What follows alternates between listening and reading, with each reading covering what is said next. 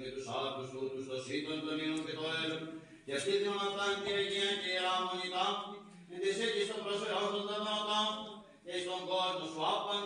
τους δε εξαφών μεταλαμβάνοντας πιστούς δούλους σου αγίασον, και εσύ ευλογός τυλών και δέφων κτήτιον τα σύμπαντα Χριστέ ο Θεός ημών, και συν την δόξαν απέμπομεν, συν τον άρτο σου Πατρί και τον Παναγίου και καθόντες ο Υιός σου πνεύμα την ίγκαια και εις τους αιώνας των αιώνων.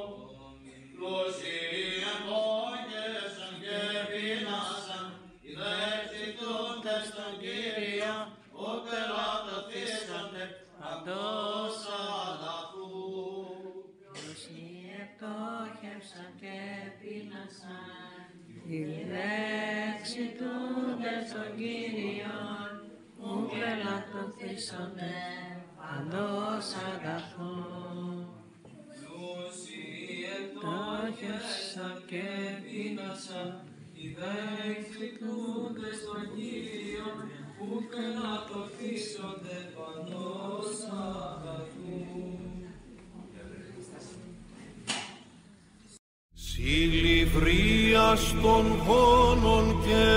γίνης των έφορων, των εσχάτης χρόνης φανέντα, αρετής φίλων γνήσιων, νεκτάριον τιμήσομεν πιστή, ως εν Θεόν θεράποντα Χριστού, αναβλύζει χαριάς εις παντόδαπας, της ευλαβώς κραυγάζουσι, δόξα το σε δοξάσαν τη Χριστό, δόξα το σε θαυμαστός αντί, δόξα το ενεργό